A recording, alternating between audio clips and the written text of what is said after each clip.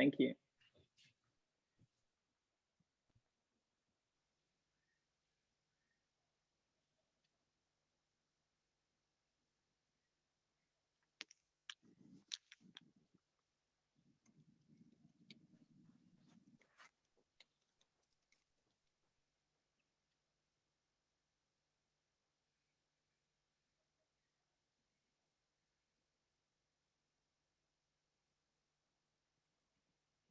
Good morning, everyone. Welcome to the launch of the report. We are just waiting for people to connect and give a couple minutes and then start our launch.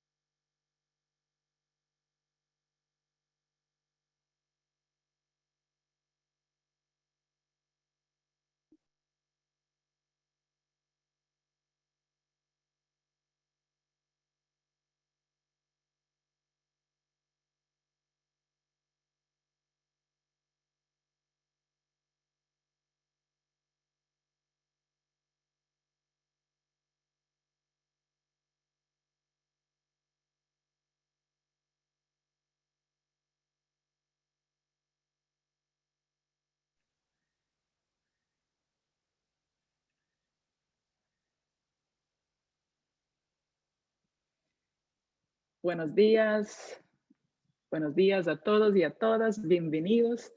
Yo saludo desde El Salvador. Ya tenemos a más de 600 personas conectadas en el link de Zoom. Estamos también compartiendo también por Facebook y creo que podemos empezar. Soy Georgiana Braga Orilard.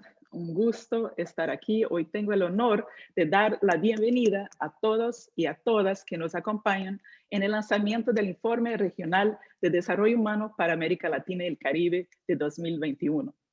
Tenemos a invitados de varias partes del mundo, por lo tanto, el evento se llevará a cabo en español y en inglés, con interpretación simultánea en ambos idiomas y además al francés y al portugués. Los interesados seleccionen el icono de interpretación en la parte inferior de sus pantallas. Entonces paso aquí a la interpretación en las demás de las instrucciones en las demás lenguas. Bonjour, pour la traduction en français, veuillez appuyer sur l'icône en bas de l'écran. Nous avons la traduction en français. Também para a tradução em português, podem selecionar o ícone de interpretação aqui embaixo da tela. And for translation in English, well, you already know what to do. Just click on the globe icon just below. Este lanzamiento se está transmitiendo en vivo a través de la página Facebook del PNUD de América Latina y el Caribe. Por favor, compartan a través de sus redes sociales. El informe tiene el título provocativo Atrapados y explora vínculos entre la desigualdad y el crecimiento en América Latina y el Caribe. También analiza la complejidad de las interacciones de diferentes factores que subyacen la reproducción mutua de bajo crecimiento y alta desigualdad. Para hablar de ellos, tenemos un programa en 3 segmentos. El segmento de apertura con Achim Steiner, el administrador del PNUD y el vicepresidente del Grupo de Desarrollo Sostenible de Naciones Unidas, y también un mensaje de la ministra de Asuntos Exteriores, Unión Europea y Cooperación del Reino de España, la señora Arantxa González Laya. Luego, las palabras de Luis Felipe López Calva, el director regional del PNUD para América Latina y el Caribe. Y para finalizar este primer seguimiento, la presentación de los mensajes claves del Informe Regional de Desarrollo Humano por parte de Marcela Meléndez, la economista jefa del PNUD para América Latina y el Caribe. A continuación, tendremos 2 paneles por reconocidos líderes de la región y el primero por reconocidos líderes de la región y el segundo compuesto por reconocidos expertos de la región también. De verdad, están dos paneles de lujo. El documento que estamos lanzando hoy está disponible en español y en inglés en nuestra página web, por lo que invitamos a consultarlos y vamos a compartir también los vínculos aquí abajo en el chat box. Las versiones en francés y portugués se publicarán más adelante en la página web del PNUD. Por cuestiones de tiempo, no habrá una sesión de preguntas y respuestas del público. Bueno, I will now switch to English in order to welcome our dear administration, Achim Steiner, who is just beginning his second term. Congratulations, Achim. It's great to see you here. It's an honor to open this event, and I send it back to you. You have the mic. Thank you. Thank you, Georgiana. And listening to you just now, I think you are handling all the interpretation simultaneously yourself. So wonderful introduction. Buenos dias, bon dia, good morning, dear colleagues, excellencies, ladies and gentlemen. Let me begin by, first of all, also extending a very warm welcome and to appreciate and also offer my respect to those who will shape really the discussion today.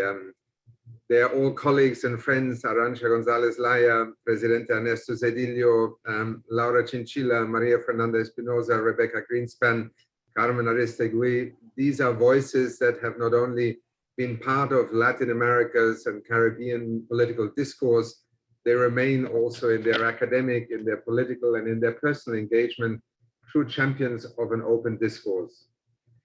Today, we are launching an eye-opening new report by the United Nations Development Programme, our Regional Human Development Report entitled Trapped: High Inequality and Low Growth in Latin America and the Caribbean.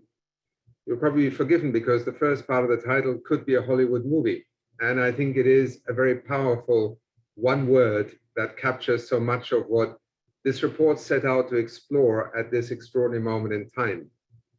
Now, to many of you, and I see that hundreds have joined this meeting this morning, you will know that since its inception, the Human Development Report, or the HDRs, have played a pivotal role in advancing our global dialogue on development, also often reflecting inwards about what it is happening in our societies and what implications it also has for us as a global family of nations.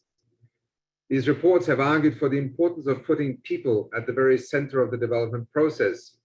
They have advanced the way we think about expanding people's choices and opportunities to live a life that they have a reason to value. And here I want to pay a tribute also to two godfathers to the HDR that began 30 years ago, that journey with Professor Amartya Sen and Mahbub ul Haq, and so many who have since continued to refine and deepen these reports. And while the Global Human Development Reports tend to feature most prominently in the public spotlight, interesting enough, and President Zedillo and I, we were just discussing this before we came into the main room, regional and national human development reports provide a vast wealth of more context-specific knowledge on strategic and timely development priorities. They're also a forum in which a region, and often led by the political, civil society, and academic leaders from within the region, can articulate a political discourse and a policy discourse that sometimes is not always comfortable at national level. This report that we are launching today explores a topic that is both historic and intensely contemporary of importance to Latin America and the Caribbean. That is the persistence of high inequality alongside the persistence of low growth. Despite progress in the last decades, the Latin American Caribbean region is home to some of the highest rates of inequality in the world, remaining the second most unequal region globally. The richest quintile of the population in the region accounts for some 56% of national incomes, for instance. It is also marked by vast disparities in multiple dimensions of well-being, both between and within groups.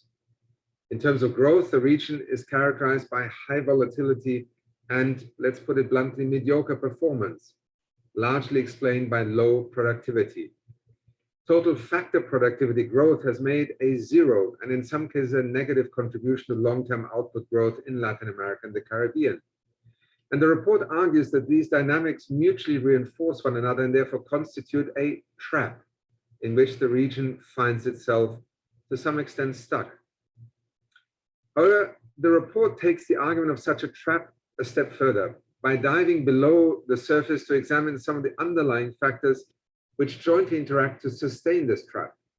In particular, it looks at three of these interconnected factors: the concentration of power, the distortion of public policies, and tragically, the prevalence of violence in all its forms: criminal, social, and political. For instance, violence remains all too common for many people across the region. Latin American Caribbean is home to only 9% of the world's population, but currently accounts for 34% of all total violent deaths. A very sobering statistic. Many Latin American and Caribbean countries also struggle with non-lethal forms of violence, including sexual violence, robberies, police abuse, and human trafficking. In exploring the link between violence, inequality, and productivity, perhaps strange bedfellows to some, the report finds that violence is linked to lower economic growth. In particular, violence can reduce and distort investment by causing uncertainty about property rights, affect human capital formation and thus productivity, and destroy natural capital. Violence is therefore a common underlying factor that both propels and is driven by the region's high inequality, low growth trap. Moreover, using new data collected in collaboration with Latinobarometro, the report found that 81% of people in the region believe that the distribution of income in their country is unfair. And 77% of people believe that their countries are governed in the interest of a few powerful groups rather than the good of all. These are disturbingly high numbers. Perceptions of unfairness and inequality, not unique at all to the Latin American Caribbean region, but in conjunction with where people think they fall along income distribution lines, matter because they determine people's political attitudes and preferences for certain policies. That includes who should receive government transfers and who should pay taxes, for instance. To give just one example, the challenges explored by this report are unfortunately gaining greater urgency and relevance by the day. The COVID-19 pandemic has hit the Latin American and Caribbean region particularly hard and widened inequalities, and as we all know, continues to play out every day before our very eyes. In the wake of closing and suffering businesses and restricted mobility, incomes have dropped and unemployment has risen, with millions of households struggling to get by. 22 million more people have fallen below the poverty line in the region, returning to levels last seen in the year 2008, essentially a reversal of 13 years of progress. The pandemic is far from over in the region. The number of new cases continues to rise, while vaccination efforts have been slow in some countries. While there are many pre-existing divides that this pandemic has exacerbated, one that is of particular relevance is one that I would also like to point to: the digital divide, and which the report explores very clearly. This has prevented many people, especially the most vulnerable, from working or studying from home during the crisis. In the region, approximately 200 million people still lack access to basic digital infrastructure. For many more, access is either of poor quality or too expensive. This situation carries impacts for both inequality and productivity. For instance, learning losses may translate into a drop in future potential aggregate earnings for the region to the tune of $1.7 trillion, roughly the equivalent to the economy of Mexico. The report we are launching today also looks forward, considering possible pathways towards better futures. It argues that to escape the trap, countries in the region need to adopt more systemic and long-term solutions, which embrace the complexity of many different and interconnected factors which underlie the trap. In particular, it highlights the powerful potential of universal, inclusive, fiscally sustainable, and growth-friendly social protection systems. This can help to prevent the segmentation of the labor market, provide predictable and reliable risk protection to households, redistribute income towards lower income groups, and help to allocate resources towards economic activities that increase productivity and long-term growth. UNDP is supporting governments throughout Latin America and the Caribbean to expand social protection systems to reach the most vulnerable. We have done so for many years, and we have been particularly focused on doing so during these past 15 months. To give just one example, we supported the government of Honduras to implement a one-time electronic voucher transfer program to assist 500,000 people who have lost their income due to COVID-19 containment measures. Together with Honduras, we are learning to do things that just a few years ago we might have thought would take years to set up. While the report highlights the role of social protection as one entry point, the need for long-term systemic solutions is also relevant as we think about building more resilient and sustainable societies in which people live in balance with the planet. The Latin American Caribbean region will potentially be a key driver of this green recovery or transition towards an inclusive global green recovery and economy. In Colombia, for instance, the aim is to reduce its greenhouse gas emissions by 51% by the year 2030. Or consider Chile, which is committing at least $1.3 billion to environmentally friendly measures, such as installing electric bus terminals and retrofitting public buildings. These transitions will reduce poverty and inequality. They stimulate human development growth and accelerate progress on our global goals. The challenge will be to ensure that all countries and people in the region can reap the benefits of such a green transition, a green economy that creates new opportunities in the form of jobs and livelihoods in a way that does both reduce inequality and foster long-term productivity growth.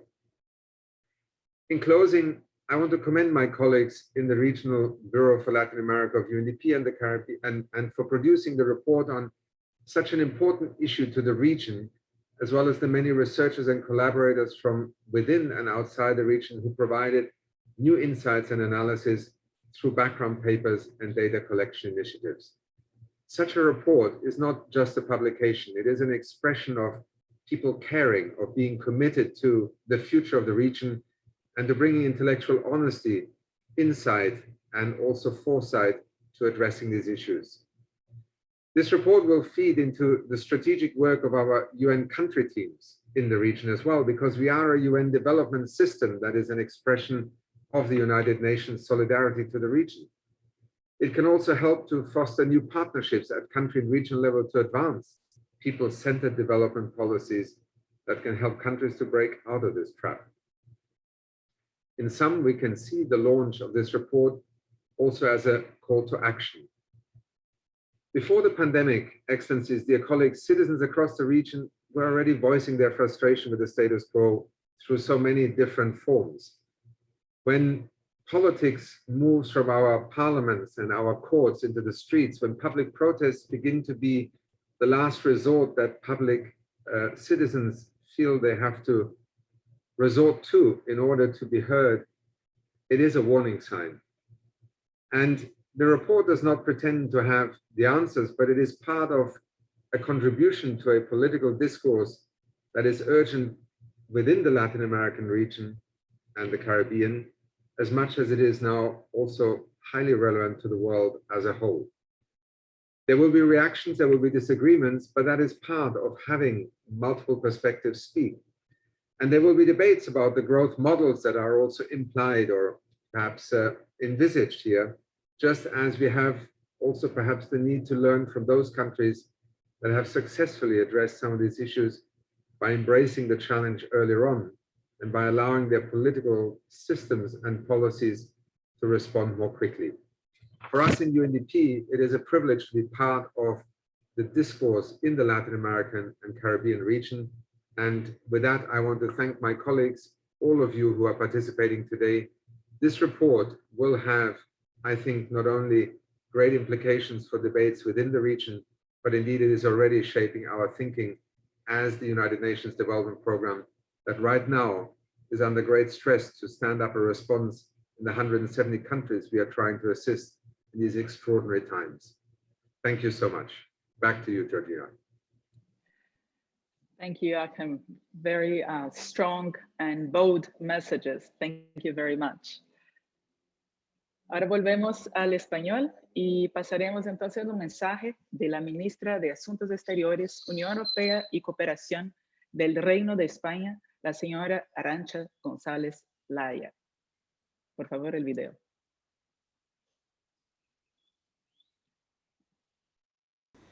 Hoy tiene lugar el lanzamiento virtual del Informe Regional de Desarrollo Humano 2021 para América Latina y el Caribe, elaborado por el PNUD y que un año más España tiene el placer de apoyar. Gracias, Achim, por esta labor tan importante que lleva a cabo el PNUD. El Informe de Desarrollo Humano se ha consolidado como un referente en el ámbito del desarrollo en la región latinoamericana, por su calidad y también por ampliar el foco sobre la desigualdad, partiendo de una concepción multidimensional de la pobreza y proponiendo una respuesta integral a los desafíos que afronta la región. El informe de este año recuerda realidades muy duras de América Latina y el Caribe. Es la región más violenta del mundo, la segunda más desigual, y en 2020 se situó en el epicentro de la pandemia, sufriendo un particular impacto en pérdida de vidas humanas, en la paralización de la actividad económica y en un exacerbado malestar social. La complejidad de estos desafíos obliga a un abordaje integral que, como propone el PNUD, tenga en cuenta todos los factores que alimentan la trampa de desarrollo en la que está inmersa América Latina y el Caribe. En esta salida de la crisis se vienen reivindicando con razón el acceso universal a las vacunas o la financiación para asegurar la recuperación socioeconómica, ambos temas en los que el Gobierno de España trabaja con los países de la región para aportar soluciones, incluida la oferta realizada por España de compartir 7,5 millones de vacunas próximamente. Pero no podemos perder de vista las necesidades de instituciones sólidas y eficaces. Y en ese sentido, la importancia de consolidar el Estado de Derecho en la región. En América Latina y el Caribe, el reto en este sentido no es solo la desigualdad objetiva, sino también la percepción de la desigualdad por parte de la ciudadanía y la frustración que ello genera. También el olvido al que se condena demasiadas veces a las mujeres o a las minorías étnicas, que están siendo las principales damnificadas de esta convulsión. Pero esta crisis brinda también la oportunidad de dar paso a reformas que transformen las claves de reparto del poder político y económico en aras de un nuevo consenso social. Reformas para lograr políticas fiscales más eficaces en su mandato de redistribución, o para implantar sistemas universales de protección social, que son motores de inclusión social, de prevención de la pobreza o de incentivo a la productividad. Con este nuevo informe de desarrollo humano se abre una reflexión indispensable para definir el contrato social que reclama la región, un contrato social fuerte. Desde España queremos apoyar este ejercicio y acompañar a una región que cuenta con un enorme talento, con una población dinámica que vive su presente con vocación transformadora y aspira a un futuro mejor. Queremos ayudarla a recorrer el camino hacia una región más próspera, más inclusiva y más sostenible. Muchísimas gracias a todos los equipos del PNUD que hacen cada año este informe posible y mucho ánimo y hasta pronto.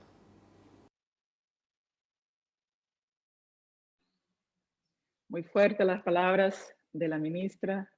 Y bueno, aquí seguimos, porque estamos ahí bastante curiosos para escuchar aún más los mensajes.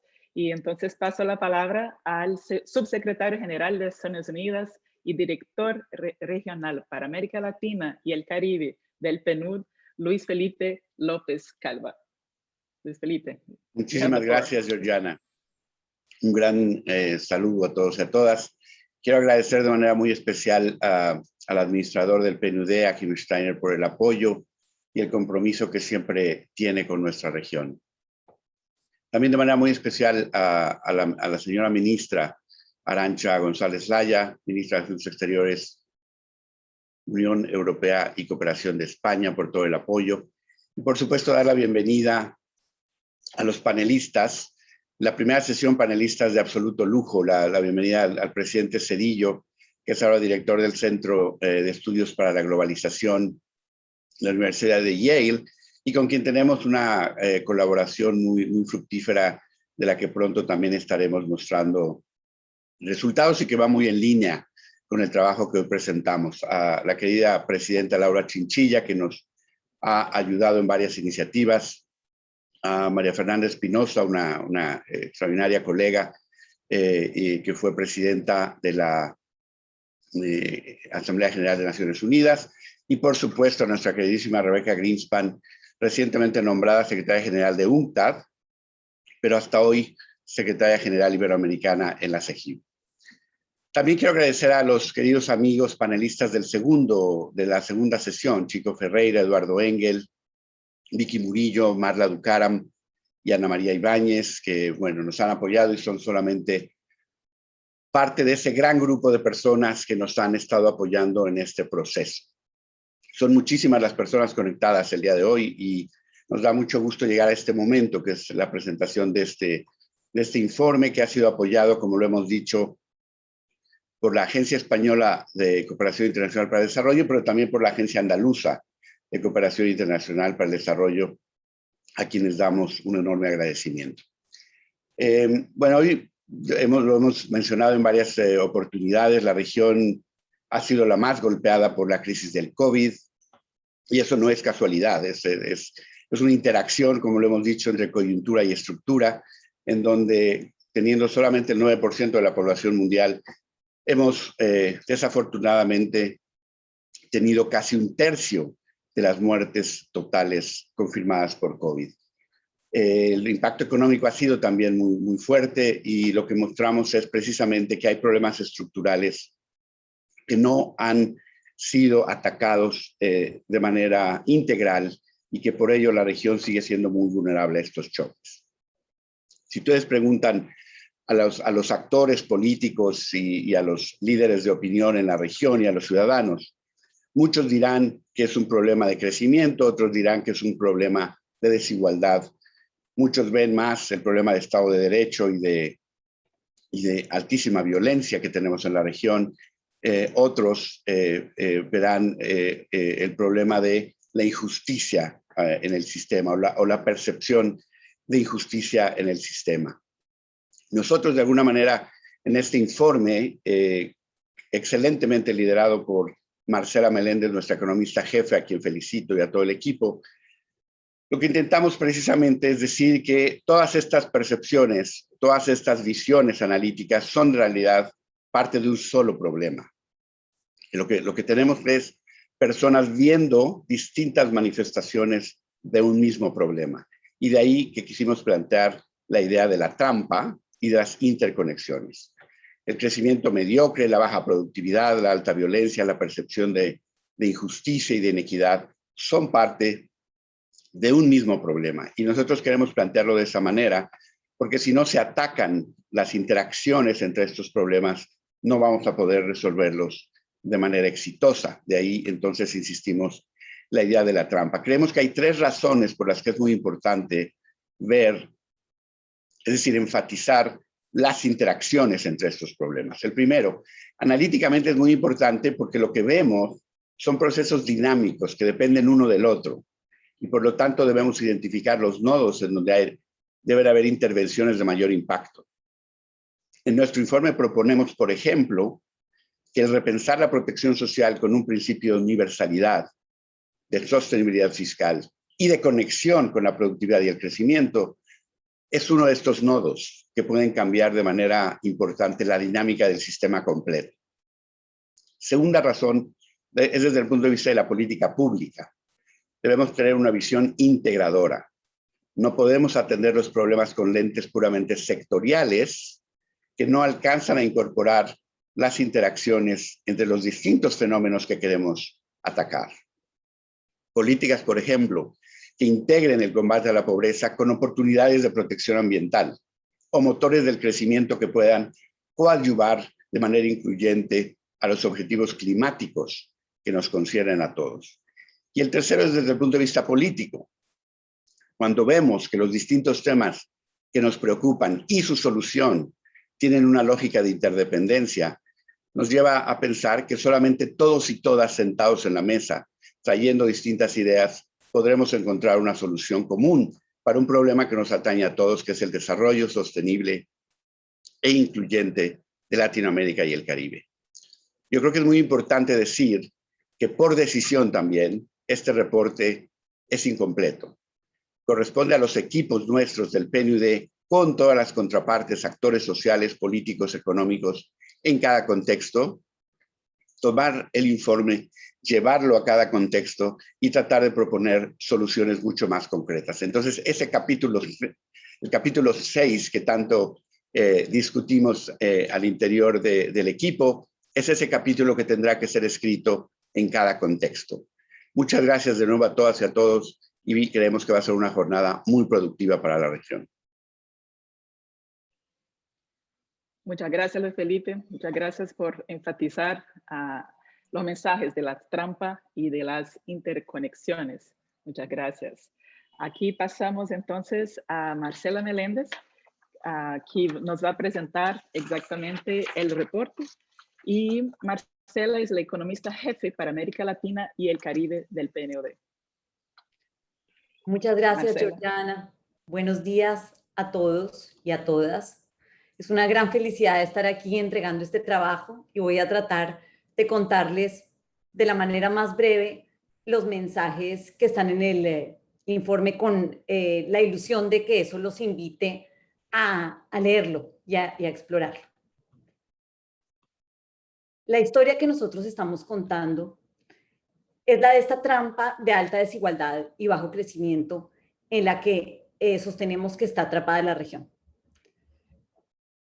Detrás de esta trampa hay algunos factores comunes que interactúan de una manera compleja y que pensamos que son factores que si logramos resolver o enfrentar van a permitir que la región se mueva en la dirección deseada en ambos frentes. Perdón.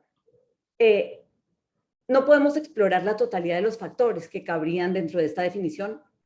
El informe se concentra en 3 de ellos: la concentración de poder, la violencia y los sistemas de protección social que no funcionan bien.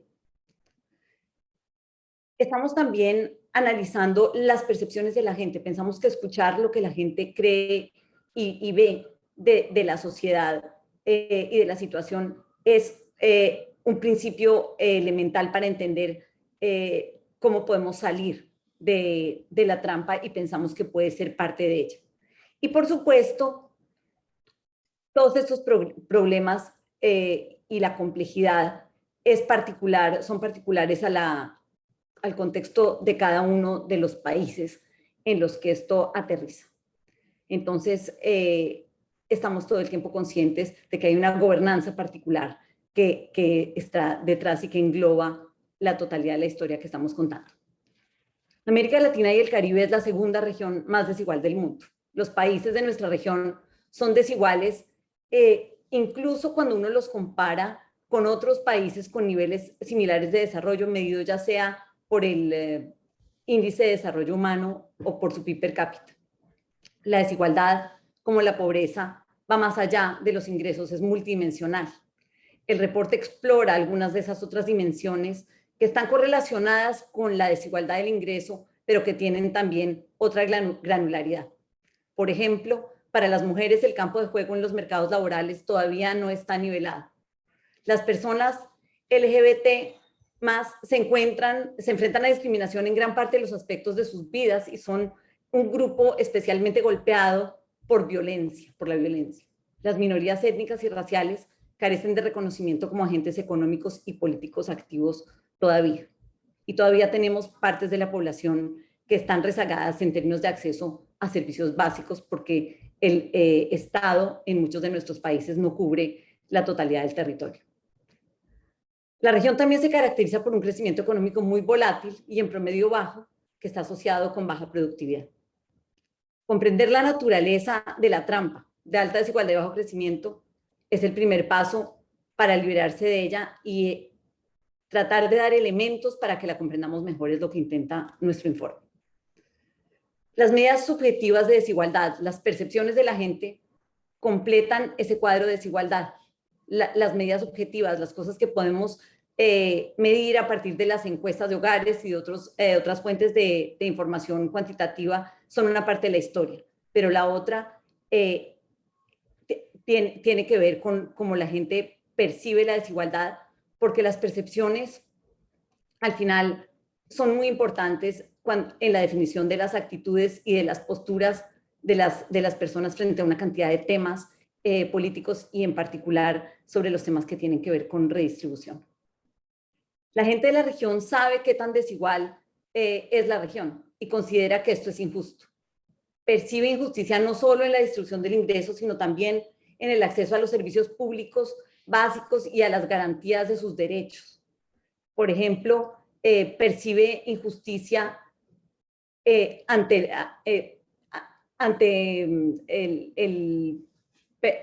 las oportunidades para educarse, percibe injusticia en el tratamiento ante la justicia, percibe injusticia ante la salud y piensa que todavía no están garantizadas la igualdad entre hombres y mujeres ni la igualdad para que todos tengamos las mismas oportunidades de lograr unas vidas que podamos valorar.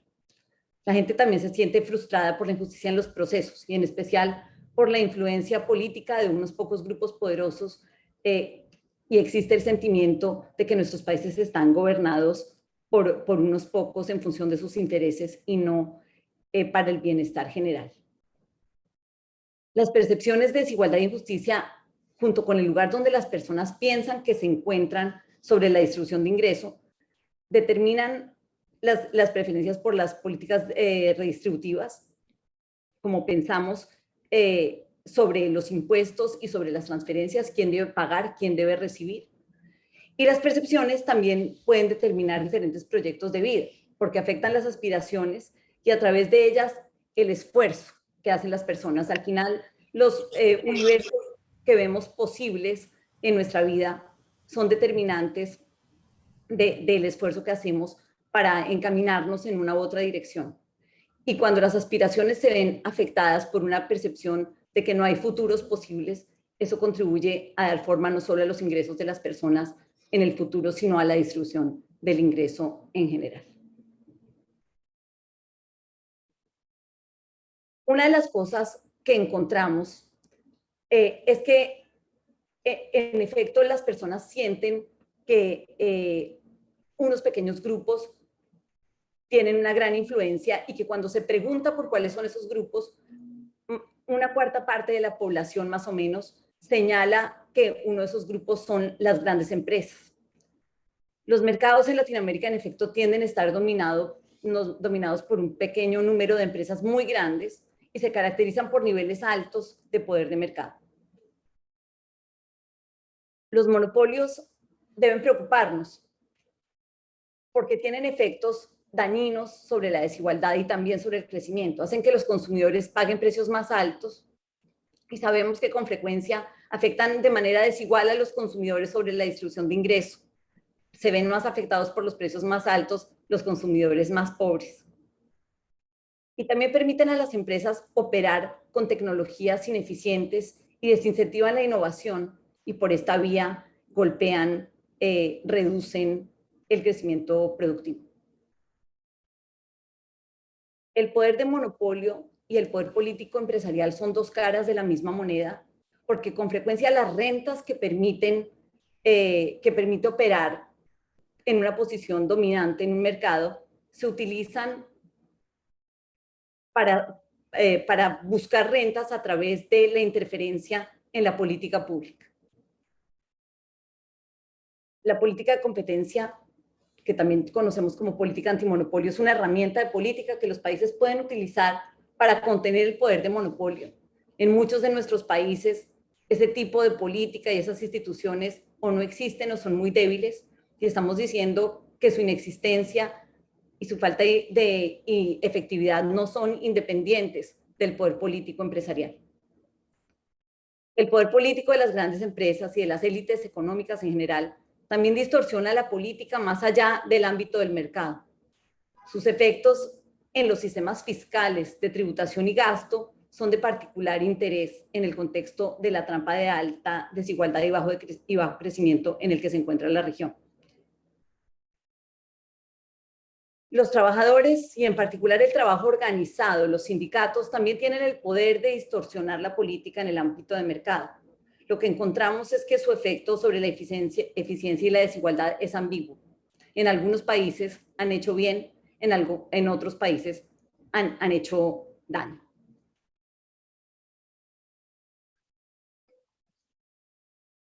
la región también se caracteriza por ser la más violenta del mundo. La desigualdad fomenta la violencia en todas sus expresiones, criminal, política y social en la región. Pero también ocurre que la violencia es parte de lo que está detrás de la desigualdad. La violencia afecta de manera desproporcionada a los grupos más vulnerables y contribuye a perpetuar y amplificar la desigualdad en varios aspectos del desarrollo humano, incluidos los derechos, los ingresos, la salud, la educación y la representación política. La violencia también afecta el crecimiento económico a través de su impacto sobre las personas, las empresas, las comunidades y las instituciones. Al afectar a las personas, limita la posibilidad de acumulación de capital humano. Por esa vía le hace daño a la productividad, pero también desvía inversiones tanto públicas y privadas hacia usos no productivos. En el caso de la inversión pública, el gasto en seguridad que requiere contener la violencia desvía recursos públicos hacia gastos que son diferentes a los que uno quisiera para desarrollar a la región, y al amenazar y generar incertidumbre sobre los derechos de propiedad, la violencia distorsiona también la inversión privada. Por tanto, la influencia es también un factor subyacente importante de esa trampa de desigualdad y bajo crecimiento, y erradicarla va a requerir políticas públicas activas en varias áreas. Una cosa que estamos subrayando es que por la prevalencia de la violencia y su alto impacto en el desarrollo humano, la región necesita urgentemente más y mejores datos, especialmente sobre las formas más graves de la violencia que la aflige.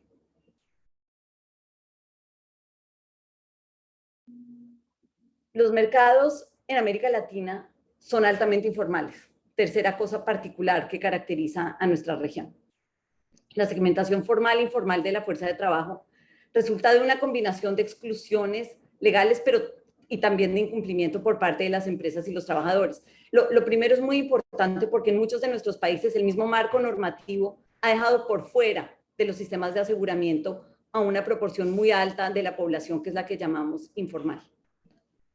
Y ha combinado esos programas de seguridad social contributiva con algunos programas no contributivos que están diseñados para cubrir a esa población que queda excluida. Esa combinación de programas contributivos y no contributivos, junto con una realidad de la región, que es que los trabajadores no son siempre formales o informales, sino que transitan entre la formalidad y la informalidad muchas veces a lo largo de su vida laboral. Y junto con esas normas y condiciones de acceso que a veces son caprichosas, resulta en un aseguramiento ineficaz y tiene efectos indeseados sobre la desigualdad. La informalidad está asociada fuertemente con el empleo por cuenta propia o en empresas pequeñas de baja productividad, lo cual es un factor determinante de los ingresos de los trabajadores y también para el crecimiento. La seguridad social y la asistencia social son complementos y no sustitutos. Esto es algo que también subrayamos de manera muy fuerte en el reporte. La región no debe esperar que las transferencias focalizadas por sí solas eliminen la pobreza. El componente de aseguramiento, que es el que protege a las personas de los riesgos que enfrentamos todos, de salud, longevidad, discapacidad, desempleo, es un sistema que tiene que estar bien armado y que debe ser un complemento de lo que hacemos para tratar de mitigar pobreza. Un principio rector clave para la protección social debe ser la universalidad en los sistemas de seguridad social, entendida en 3 dimensiones. Toda la población expuesta a un riesgo determinado debe estar cubierta por el mismo programa. Cada programa se debe financiar de la misma manera, debe tener la misma fuente de financiación para no introducir distorsiones en los mercados laborales como ocurre hoy día. Y los beneficios en especie deben ser de la misma calidad para todos, para que salgamos de este mundo en que tenemos unos mercados segmentados donde unos ciudadanos reciben bajo el sistema contributivo unos servicios de una calidad y los que están en el régimen no contributivo unos beneficios diferentes, lo que ocurre en muchos de los países de la región. Estas son las ideas grandes que estamos tratando de mandar con el informe regional de desarrollo humano. Los invito a todos a leerlo y a que continuemos la conversación para que rompamos la trampa. Muchas gracias, Marcela. Muchas gracias por nos presentar los mensajes principales del informe y también felicitaciones. Sabemos que hay mucho esfuerzo, estudio, análisis por detrás de todo esto y de verdad que es un esfuerzo muy grande, los felicito. Aquí también tenemos ahora el desafío, ¿no?, de poner en práctica en los países los mensajes, las recomendaciones. Muchas gracias, Marcelo. Bueno, ahora pasado la apertura, vamos a pasar al primer panel. Y aquí no necesito ni introducción, pero tengo el placer de verdad de pasar el micrófono a Carmen Aristegui, a quien va a moderar la siguiente sesión. Carmen, como ustedes saben, es una de las periodistas más importantes de México y tiene una trayectoria de más de 25 años en los medios de su país. Es conductora de un ciclo de entrevistas de CNN y Carmen ha también desempeñado su labor en diversos medios de comunicación, de radio, televisión, prensa escrita, digital, y en todos ellos, sin duda, ha sabido dejar su huella gracias a un estilo frontal y singular. Entonces, es un gran placer, Carmen, pasar la palabra aquí para la conducción del primer panel. Muchas gracias. Al contrario, muchísimas gracias, Georgiana. Es un gusto para mí estar con ustedes en este encuentro. Gracias a Shim Steiner y a Luis Felipe López Calva, que nos han permitido participar en la moderación de este panel. Y bueno, pues el panel realmente es un panel de alto nivel que nos va a permitir escuchar el análisis y la revisión que se puede hacer de este informe, Atrapados: alta desigualdad y bajo crecimiento en América Latina y el Caribe, y pues esto que desde luego ya han expuesto en esta primera parte del encuentro. Le aprecio a los 4 participantes que estén aquí para presentar en esta primera ronda del panel sus reflexiones, sus puntos de vista, lo que ven y lo que destacan de este importante informe regional de desarrollo humano. Le agradezco a Ernesto Zedillo Ponce de León, que fue presidente de México entre 1994 y el año 2000, director del Centro de Yale para el Estudio de la Globalización, profesor de Economía y Política Internacional, que estará presentando su análisis precisamente en un momento más. Gracias, doctor Zedillo, por estar aquí en el panel. A la expresidenta de Costa Rica, Laura Chinchilla, que es profesora de la Universidad de Georgetown. También le agradecemos que esté aquí. Ella fue presidenta de su país entre 2010 y 2014.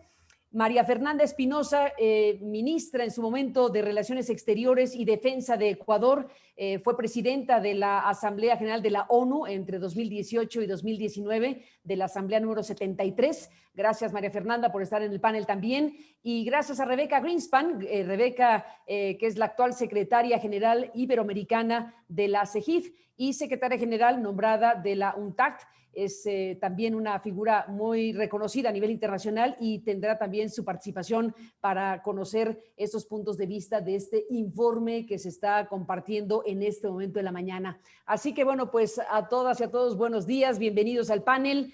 Le agradezco al doctor Zedillo. Se inicia precisamente con su revisión. La idea es que arranquemos el panel, les propongo, con unos 10 minutos más o menos de su revisión del informe y luego pasamos a una ronda, a las rondas de preguntas y respuestas. Así que empezamos, doctor Zedillo. Aclaro, Carmen, que no tengo video. Si no lo vemos. Sí. Los anfitriones me desbloquean el video o si quieren no aparezco, nomás hablo. A ver, sería no hay bueno problema. Que aparezca. A ver si nos ayudan acá con la coordinación de la imagen para que podamos tener audio y video de los participantes de este panel. Sí. Y en lo que eso ocurre, pues doctor, pues estamos frente a esto que tiene que ver con los temas aquí planteados, la desigualdad, el crecimiento, América Latina y el Caribe. Ok, creo que ya me dieron... No les gustaba mi corbata, Carmen, esa fue la razón. Y qué gusto verle. Igualmente, doctor Zedillo, pues lo escuchamos. ¿Qué dice de esto? Bueno, primero que nada quiero expresar mi agradecimiento por la oportunidad de participar en la presentación de este importante informe sobre nuestra región y además hacerlo en la honrosa compañía de muy distinguidos estudiosos, comentaristas y líderes de nuestra región. El análisis y las propuestas que contiene el informe no podrían ser más oportunas y pertinentes dada la situación en la que ahora se enfrentan y encuentran nuestros países. La generalidad de nuestras naciones enfrentan severos desafíos y disyuntivas que, dependiendo cómo sean resueltas, podrán determinar el éxito o el fracaso de nuestras aspiraciones de desarrollo humano, económico y democrático para el siglo XXI. El término del gran auge de los bienes primarios hace algunos años, con su secuela de bajo crecimiento y estancamiento en los indicadores de progreso social, ya había apuntado que no era realista pensar, como era común hasta el final de los 3 primeros lustros del siglo, que al fin nos habíamos perfilado hacia la solución de nuestros antiguos rezagos. La realidad de que América Latina se encuentra, como dice el reporte, en una trampa de alta desigualdad y bajo crecimiento, se hacía patente cada vez más. Y si alguna duda quedase, la pandemia y sus consecuencias vinieron a disiparla por completo. La trampa ya existía y se hizo más profunda en el 2020. Mis temores iniciales, expresados públicamente desde finales del primer trimestre del año pasado, de que nuestra región estaba a punto de enfrentar uno de los periodos más desafiantes de su historia, al parecer, desgraciadamente, fueron justificados. Esos temores no se daban en un vacío, surgían de observar las reacciones de los gobiernos de nuestros países al declararse la pandemia. Mientras algunos, realmente los menos, actuaban con determinación para proteger la salud y la economía de las personas, otros reaccionaban de manera abiertamente incompetente, sin proyectar una preocupación seria sobre la gravedad de la situación, descuidando o minimizando los riesgos de la pandemia, desinformando a sus ciudadanos y sin la menor empatía con las víctimas de la tragedia. Reaccionaban soslayando la evidencia científica y las opiniones de los expertos, así como las lecciones aprendidas en otros países golpeados por la pandemia. Reaccionaban jugando las cartas de la división, la demagogia y el populismo, como si vieran en esta crisis no un desafío, sino una oportunidad para reafirmar su poder político personal y debilitar la democracia que se ganó en nuestros países solo después de duras batallas y muchos años.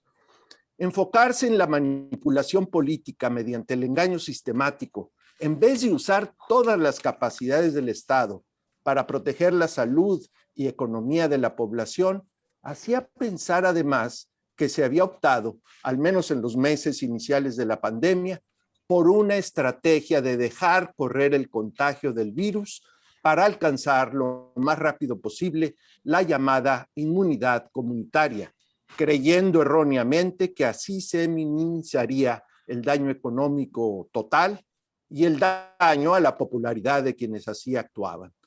Desde luego, una estrategia de contagio irrestricto que si existió pronto tuvo que abandonarse, era éticamente inaceptable, pues según estimaciones serias, se causaría la muerte de millones de personas en América Latina y el Caribe, con el mayor sufrimiento en los más pobres y desfavorecidos de nuestras sociedades. Además, una estrategia de supresión débil, como acabó siendo el caso en muchos de nuestros países, en realidad también fue una muy mala decisión económica, pues el costo en pérdida de producto, empleo y vidas humanas fue de todos modos inmenso. Para evitar este costo se precisaba de una estrategia mucho mejor organizada de confinamiento temporal acompañada de pruebas masivas para la detección y seguimiento de la enfermedad, así como de acciones para aliviar el impacto de la pandemia en la economía de las personas y las empresas, tanto en los sectores formales como informales de nuestras economías. Dada la deficiente manera como se enfrentó la emergencia, no es sorprendente que los países latinoamericanos hayan figurado prominentemente entre los que peor enfrentaron la pandemia en el 2020. Ocurre que entre los 10 países con las tasas de mortalidad por COVID-19 más alta, acumulada al 1 de noviembre pasado, por tomar una fecha prevacuna, 6 resultaron ser, de los 10 peores del mundo, 6 resultaron ser de Latinoamérica. Es doloroso y vergonzoso que nuestra región, que tiene un poco menos del 8% de la población mundial, haya contribuido con casi el 30% del número total de muertes causadas por COVID-19. Al haber sido los peores en responder a la pandemia, tampoco sorprende que hayamos tenido en el 2020 los peores resultados económicos del mundo. Mientras que la producción mundial se contrajo un 3.3%, en América Latina y el Caribe la contracción fue del 7%. Y países como Argentina, Perú y México registraron algunas de las mayores reducciones del PIB en el mundo. El desastre latinoamericano no se puede atribuir de ninguna manera a las condiciones en que la pandemia encontró el estado de nuestras economías o de nuestros sistemas de salud. Otros países con economías más pobres y una infraestructura de salud más modesta han hecho un trabajo mucho mejor en la protección del bienestar de sus poblaciones y sus economías. En consecuencia, la explicación de por qué nuestros países tienen la dudosa distinción de estar entre los más golpeados por la pandemia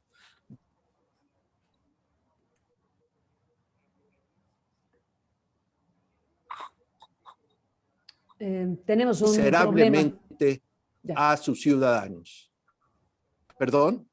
Nada, hubo una pequeña interrupción, pero seguimos, ya estamos reanudados, ya estamos escuchando de nuevo. De cualquier modo, todos nuestros países han sufrido mucho en esta crisis. El empleo formal e informal se colapsó en el segundo trimestre del año pasado y solo gradualmente se ha venido recuperando.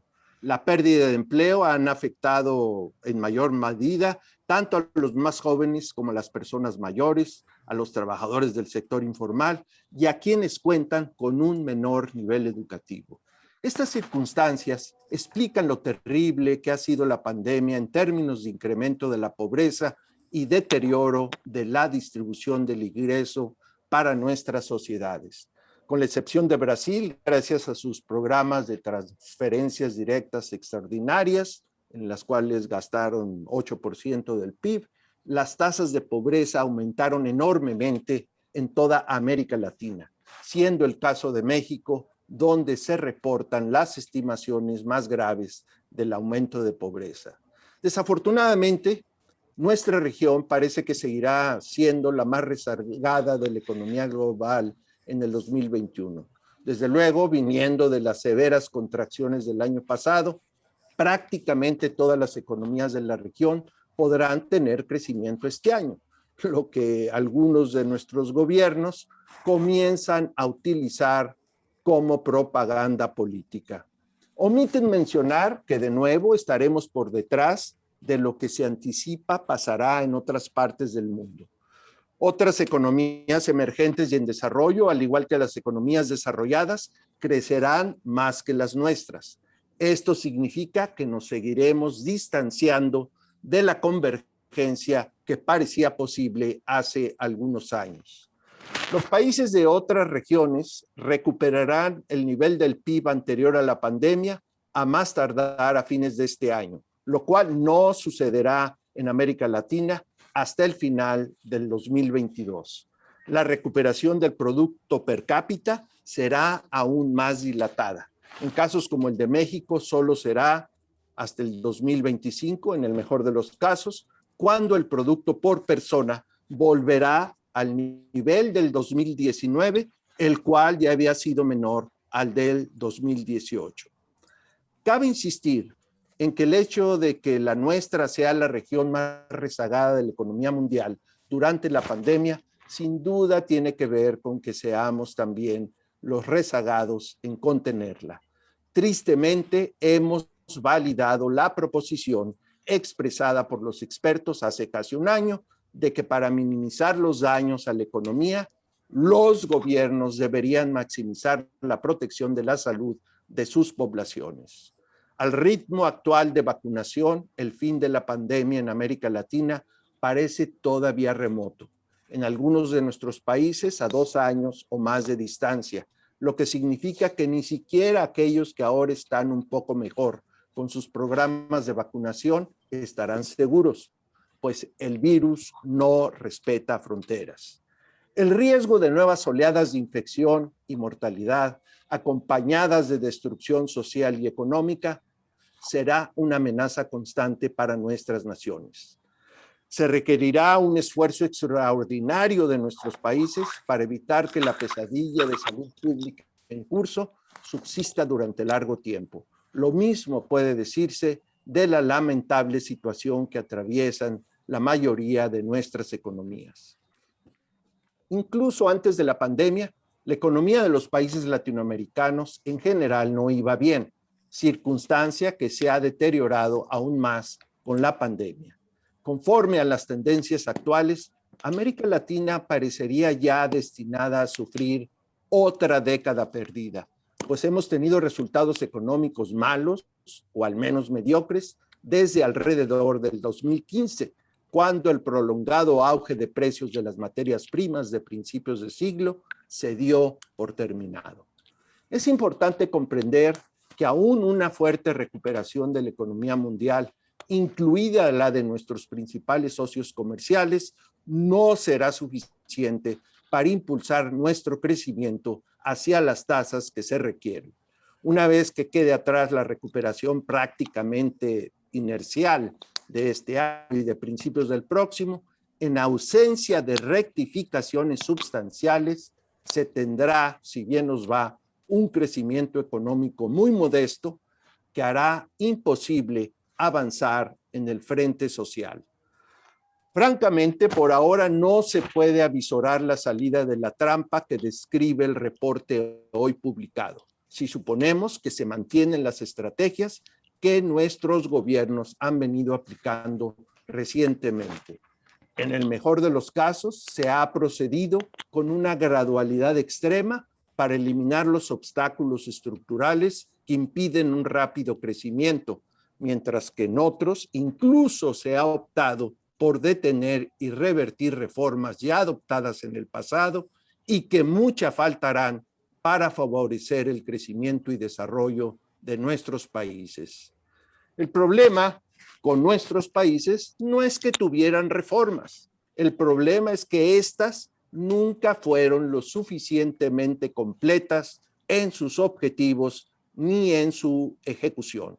Para tener economías realmente dinámicas que multipliquen oportunidades para todos, no solo se necesitan tasas más altas de inversión, tanto en capital humano como de infraestructura, sino que se alcance una productividad de esos factores más elevada y creciente, como se explica en el reporte. Esto solo se puede lograr si se genera más inversión y empleo en los sectores